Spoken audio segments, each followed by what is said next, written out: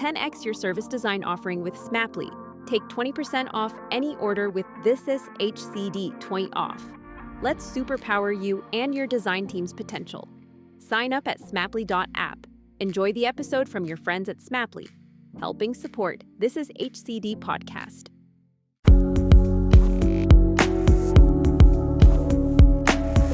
Hello and welcome to Bringing Design Closer. My name is Gerry Scullion and I'm a service design trainer and practitioner based in Dublin City, Ireland.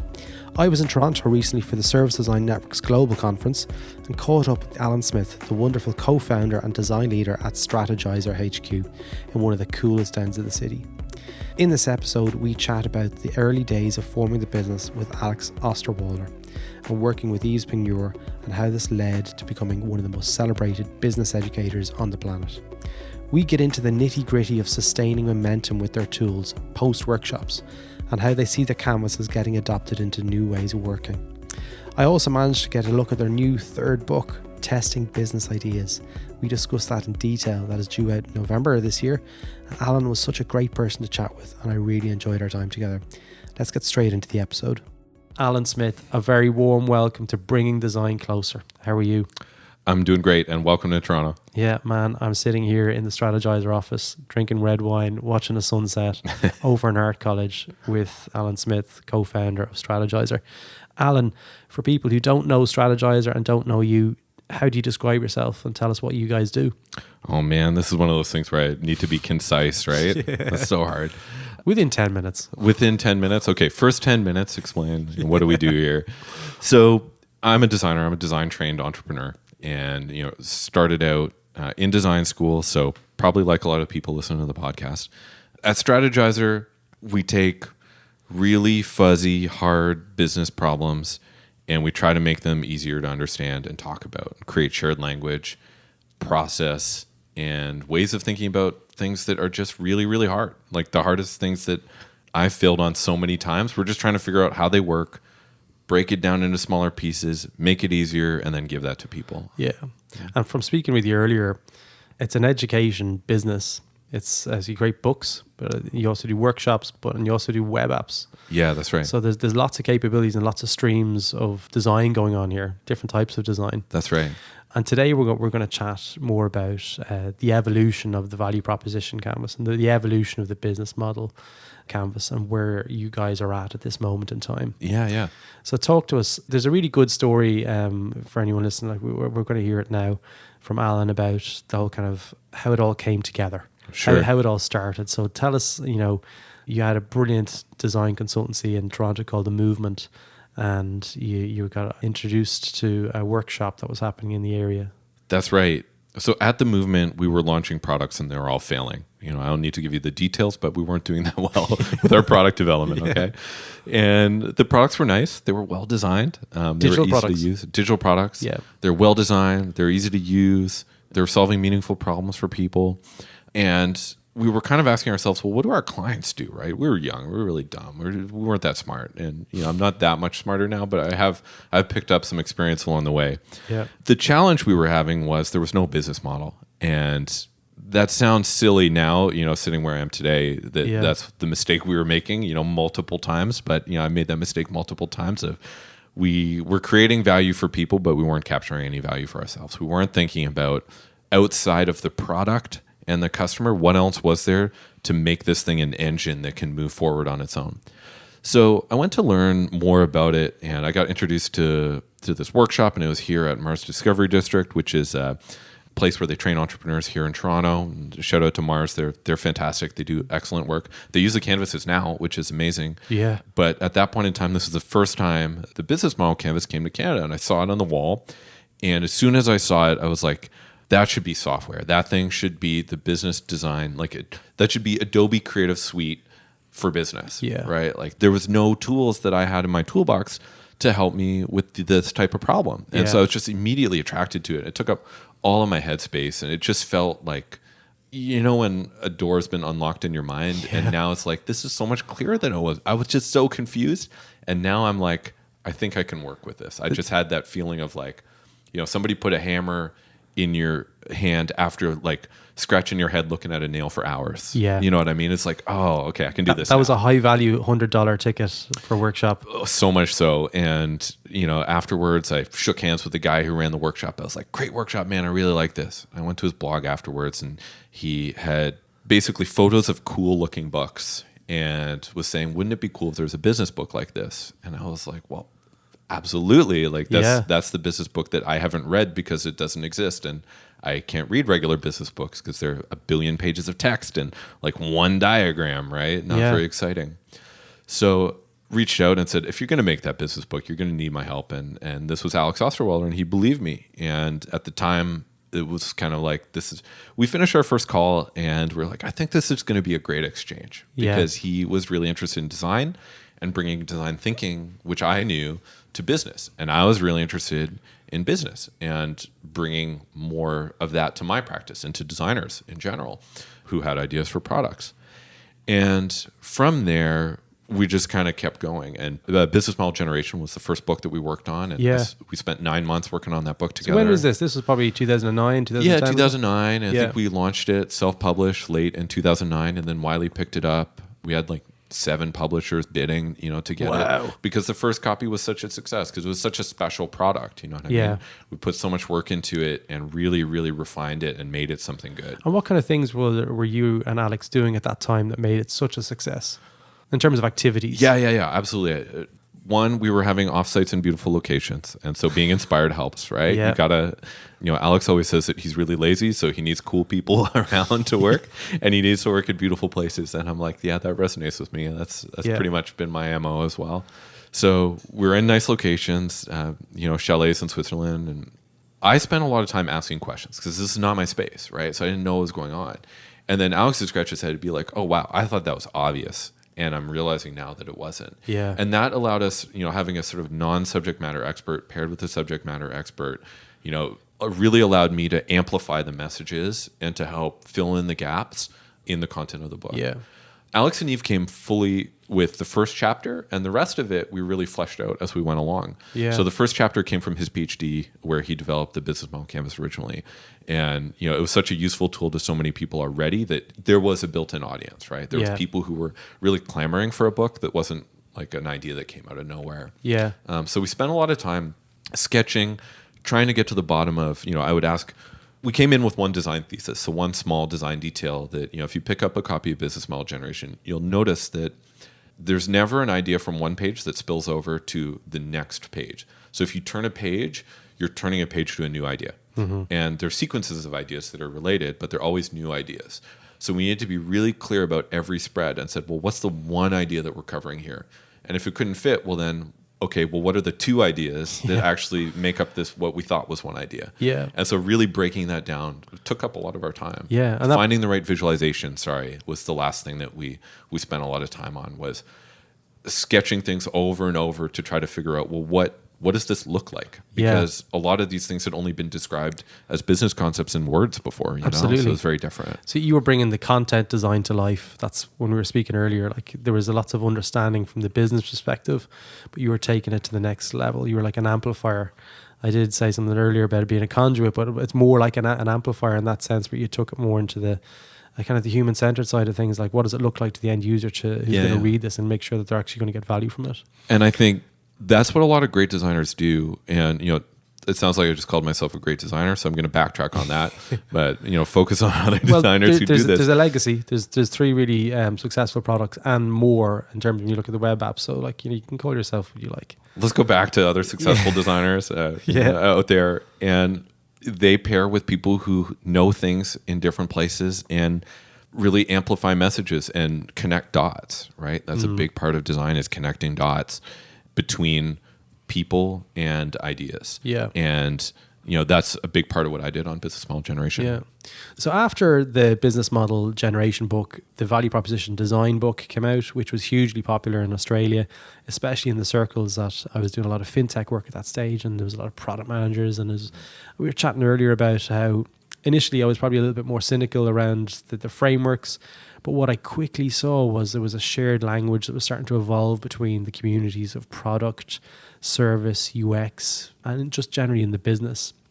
they'd be like, oh, where's the value proposition canvas for this? And it really helped. And it's what I always try to do within any of the kind of consulting work that I end up doing, is trying to get that shared language and improve the communication between the teams. So talk to us a little bit more around that era of value proposition design, because I think that's when it starts to get more into, you start exploring into the digital realm of web apps and like training and stuff. So I'm really keen to hear your perspectives on that. Yeah. First, I'll speak conceptually about what we were trying to do with value proposition design. And the challenge that we saw was, we looked at a lot of business model canvases and people were just piling the value proposition component and piling the customer segment component with all kinds of details. Like, who are these people? What are they trying to get done? What are the negative outcomes they see? What is the success criteria for the jobs they're trying to get done? And in the value proposition, we just saw friggin' everything, man. People put everything there. It was just so much. It was so unclear. And this was a signal to us that this was an area that was really lacking shared language and lacking a framework. And the more we looked, the less we found. And, Alex, as a deep student of business, was really familiar with Clay Christensen's work and Tony Owick's work on jobs to be done. And that's really popular now but this is, back in 2013 when we started on this, and not as many people really knew about it, especially not in the design thinking world. No, that's correct. It's kind of fresh, and there's been a lot of talk about jobs to be done since then. But what we were trying to do was take jobs to be done and make it even more actionable, right? So to say, okay, well, the jobs to be done are good, but what happens when you get the job wrong, right? Yeah. What are you actually, so the job is the task, but what does success look like? When you do it right, how does that feel, right? Like, what does good look like as far as, that? And so that sort of expanded to this idea of the customer profile, which was one half of the value proposition canvas. And so just making that really clear, this is the target. And the whole idea of, like, Tony Owick and Clay Christensen's thesis is that, jobs stay the same, but products change. Different products serve different jobs, but the jobs are often there for a very long period in time, especially the very foundational ones. Absolutely. And they're supporting ones, and those can be more connected to relevant technology or whatever. Hey, my Bluetooth headphones are hard to pair or whatever. It's like, okay, well, pairing is kind of like a supporting job. But, the high level stuff, if we're going to focus on that, was this gives you a very clear target for innovation. And to say, okay, well, if that's your target, we've just made that really clear in a very simple way. And, there's lots of stuff on personas and, different ways of creating customer profiles. But what we tried to do with that customer profile in the value proposition canvas was to just have 3 things that you look at. And if you just look at these 3 things, we're going to get you 80% of the way there. And look, you can go deeper. Don't get me wrong. There's the job context, which is very important. There's more about, the demographics, which may matter, right? All that stuff is valuable in terms of understanding your customer. We said, if you just focus on these 3 things and then you connect it to 3 things in your value proposition, what's the product or service? And then what are the pain relievers and gain creators, which connect to the pains and gains that your customer feels when they do the jobs. And basically what you get is basically some sort of verb to their noun. And this sort of really easy left to right connection. If it's there conceptually, man, you nailed it. And now what we had provided to people was a way to sort of zoom in to 2 building blocks on the business model canvas that they were really struggling with. So that was the intent with that book specifically. Because I remember, like, the business model canvas, those value proposition segments tend to be left. Oh, we'll have to come back to that. Or they might have a one post-it there with, like, a really crappy task on it, like, upload money. Or you write the name of a product or something there, and it's like, is a product really the value proposition? Not really, right? And so it was tough to capture that in one word, but giving people a few pieces to break that down into what are the features, give it or multi-dimensions, parts of the product or service, and then why does that matter? Which is basically the pain reliever and gain creator, is that needs to connect to something the customer is feeling. And if it doesn't, then not much value in that proposition, I guess, right? When we were chatting earlier, we were chatting a little bit more about impact. And one of the things that I got hung up on earlier when I first discovered the business model canvas was its impact on the world. Like, just because you can do something shouldn't mean you should. And I guess I've seen the business model being used within the fintech world. And it's all about the mindset of that capitalistic mindset of making more money, faster, quicker, grower, scale. And we had a good conversation about that. I just want to get your thoughts on the evolution of the business model canvas and how it might include those things. Well, I can share with you sort of two thoughts. And, one of them is, we hear this all the time, which is like, guys, great canvas. We really love it. But you forgot a block. I'm like, oh, yeah? What is that? Let me know. What do you think, right? And everybody thinks we forgot a block. And these are generally very legitimate things that should be paid attention to in the design of a business. But they're not necessarily part of the business model. A lot of people complain and say, hey, you forgot competition, right? And it's like, well, competition's not part of your business model. They're part of the environment that you exist in, right? That's a different thing. And the impact isn't part of the business model either. Some people say, hey, you forgot the impact.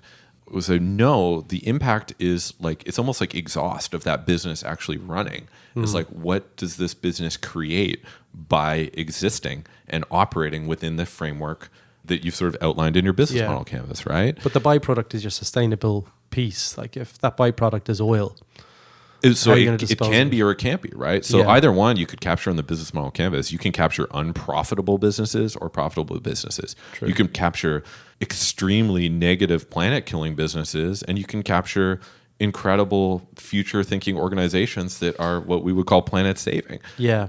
Equally well, right? Like they're both in there. And it's really the outcome and the intent of the design. It's design intent. What are you trying to really do? Yeah. And that's a question that for a long time for people in the business world was, well, let's increase shareholder return. And for many organizations, that's still the case. And a lot more organizations we're seeing now, especially, have some sort of larger mission.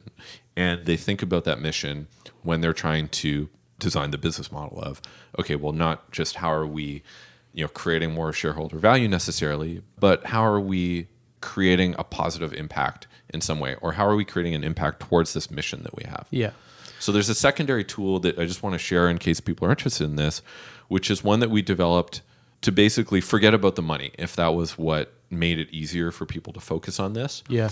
And there were a lot of organizations that we were finding that, like a Dutch museum, and they got their money from the government. They had a set amount of money that they got every year, and they were spending money every year. But really, they had a mission, and that was what was more important for them to focus on. And their mission was to get more impressions of Dutch art every year.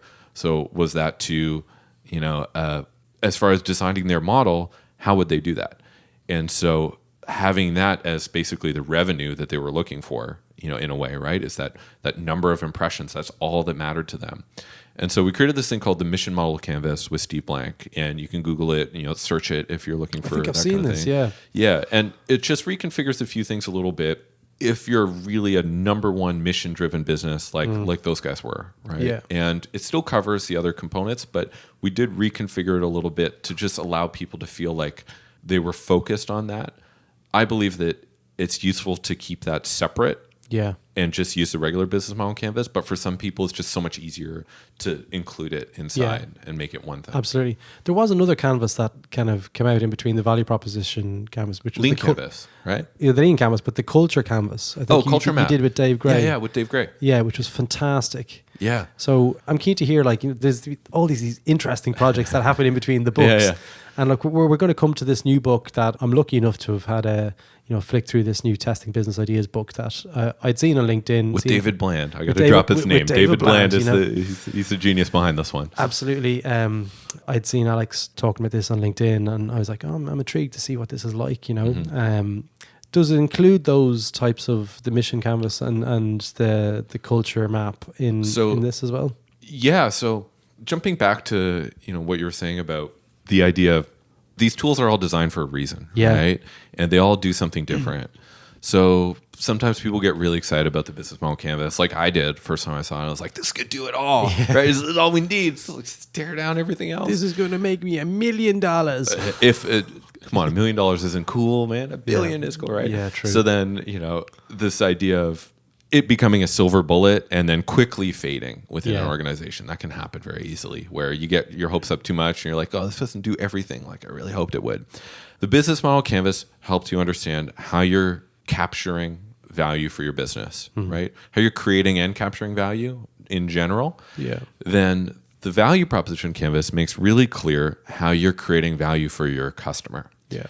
And the culture map that we worked on with Dave Gray in between helps you show how you're creating value for your employees and what's the operating system of your company in a way, right?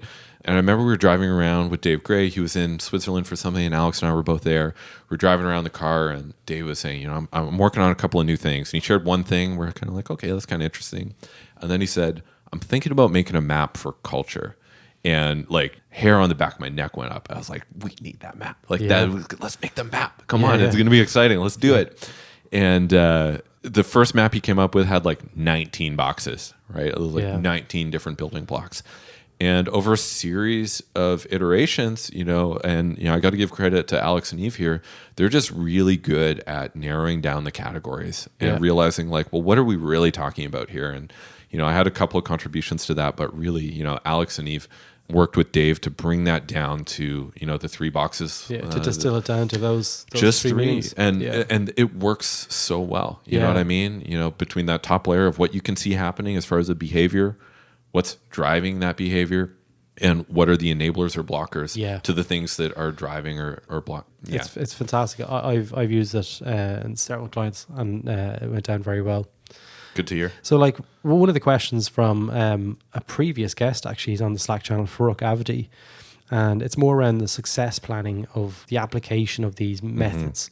So, say you do a business model canvas workshop, and within that, you might also do a value proposition canvas as well. And like, everyone is really pumped, everyone's really amped, and they're like, "Who is this Alan Smith? Who is this Alex Osterwalder?" Only joking, they probably are.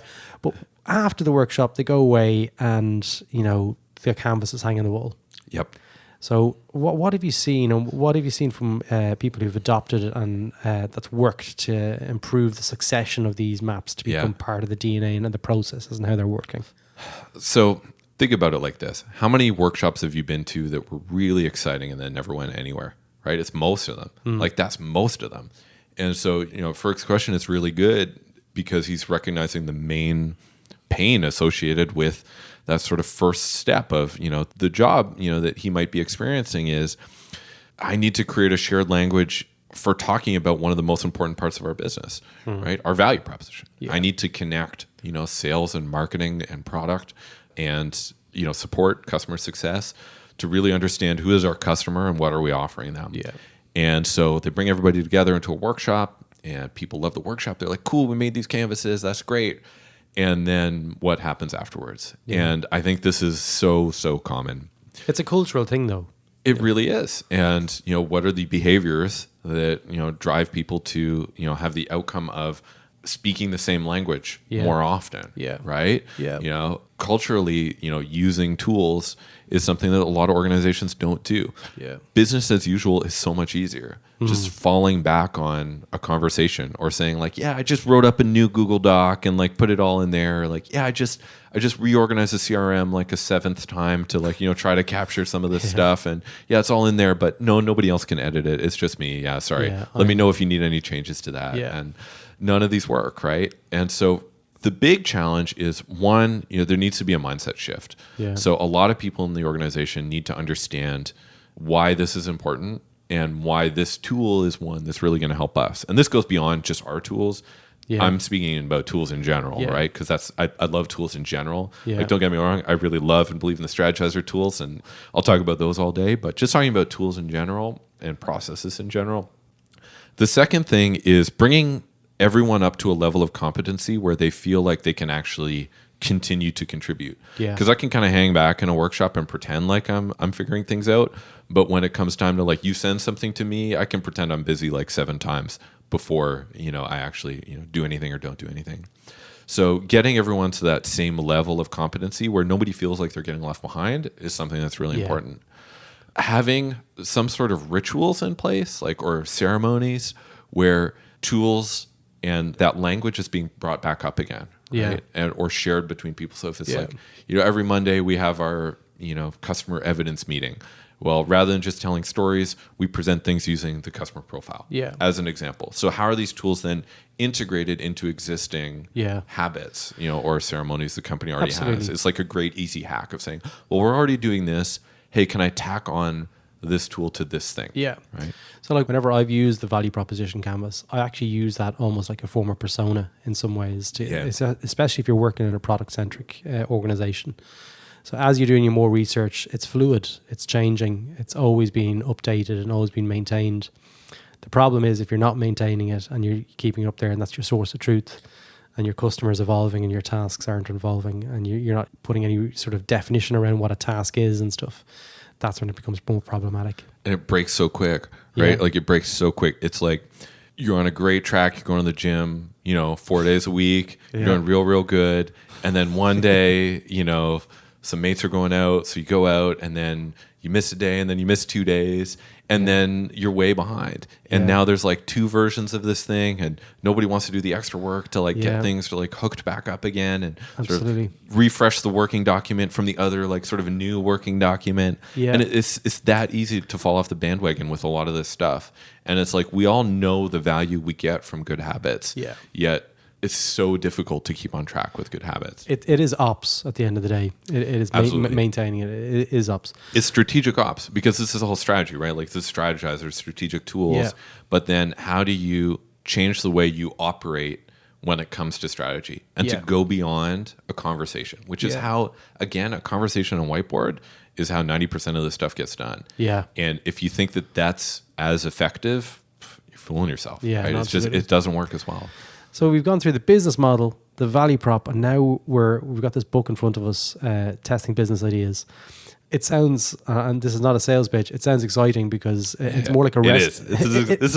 I'm excited about this book. It is like, man. And it sounds like it's going to be a great tool for people who are on that trajectory, to be able to have these recipes for workshops and what they can and can't do and what they should do. Let me reframe a component of that, which is that, if we talked about the questions the other tools answer, how do you create value for your business? How do you create value for your customer? How do you create value for your team, your employees? Yeah. And then this one is really, how do you know you were right? Because we can have a great session on a whiteboard or on a canvas, whether that's online or in person, and be completely wrong. It could be like a total groupthink. It would be like, we the wrong direction. Exactly. We were just too excited. We built it on our assumptions, which were valid or invalid at that point in time, right or wrong. And the chances that we were 100% right in our design the first time around is basically zero. That never happens. So the idea of, this is something that's familiar to, people in UX. You do usability testing because you design something and you realize that what you intended didn't connect with people in a certain way just because, right? Because you can't always be right. Evidence-based research. Evidence-based research, going out and collecting evidence. And this idea of collecting evidence in a systematic way that is not just building the business, because you can collect evidence that way, right? Yeah. It's just real expensive to do it that way. Yeah. It takes a really long time. So how do we compress that cycle and create evidence to support a business idea or a product shift, or even if it's, whether it's a business idea for an entire business and a product line or a change within it of like, we're Adobe and we're trying to go from box software to cloud. Yeah. That's a big move. How do you create evidence to suggest that this is going to work, right? There's kind of 3 components you need to look at. So this book helps answer the question of how do you know if you were right in your business idea? The 3 components that sort of break down into different parts of the business model canvas and value proposition canvas come from IDEO originally and some other places. David was trying to actually source it and he was like, there's 7 people who, I keep using the number 7 today as far as like my random go-to. It's like there's 93 people who are apparently should be credited for this desirability, feasibility, viability, like trifecta of if you can look at, is this something people want, right? Desirability, and that's the value proposition canvas, as well as the sort of front stage of the business model canvas. Is this something we can build feasibly? Can we do that? Can we support these costs? Can we figure out that technology? Can we build the right partners and infrastructure to make that happen? And then lastly, the viability. If we do that, is this worthwhile as a business? Yeah. And most changes to any existing business or any new business overall has some amount of risk, right? Like any new change has some amount of risk because, again, it's built on the assumptions that we had when we're just two super smart, good-looking guys working on an idea on a whiteboard. You're talking about us? Yeah, us. Okay, right, yeah. sorry. Yeah. Or no, I'm projecting to the listeners who are also too. Of course. Yeah. So this idea of systematically reducing that risk, that's the job of rather than how do we build this thing, it's let's identify the risks, figure out which are the ones we have evidence for already, because there's always some evidence in the organization, right? Absolutely. You know, Adobe had seen things that told them that this was the way of the future. Yeah. But there were other things that they were making changes on where they weren't quite so sure. Yeah. And so what are those? And how do we produce evidence to suggest that we're not going to blow everything up when we make this move? And that the search for that evidence is going to save us much more time in the long run rather than just trying to build the thing 99% of the time. Adobe's probably a good case study in fact that they may have, you know, had a really successful workshop at the start, but may not have been evaluating as they go along. They lost me and a number of the people in the community as customers because the value that they were giving us versus the cost, you know, it just wasn't there. The ratio was gone. So now we look at Affinity, this new software that's come out in the last couple of years, and we're all in with Affinity. A large part of the community have deleted cloud and they've moved off it. They're like, you know, you get this backlash. So it's like I have 92 subscriptions right now. I'm using 92, not 93. 92 subscriptions. I can't afford any more subscriptions. Why is everyone trying to subscribe me to something? Yeah, that whole model of like, let's just do a subscription model. People pay $10. I'm like, really? The run cost of doing your job suddenly is in the thousands. It adds up really quick. Yeah, it just scales. So I'll drop a link to this book, you know, for people to pre-order if we get out in time. If not, I'll drop a link into the show notes for this book. It's going to be out on November the 16th. Is that what you said? I think November 12th they're shipping it from Amazon. Not November the 7th. Or November 93rd. In November it's out. So we'll drop a link into the show notes anyway. Alan, it was brilliant chatting to you. I'm delighted we've managed to connect in Toronto. If anyone wants to reach out to you directly, are you on Twitter or LinkedIn? I'm a pretty ghosty type guy, but I have email. Yeah. And so you can email me at alan@strategyzer.com. Great stuff. ALAN, and Strategyzer is strategy with a ZER on the end. Absolutely. Alan, thanks so much. That's ZER, not ZER. ZER. Yeah. Alan, thanks so much for your time. Thanks.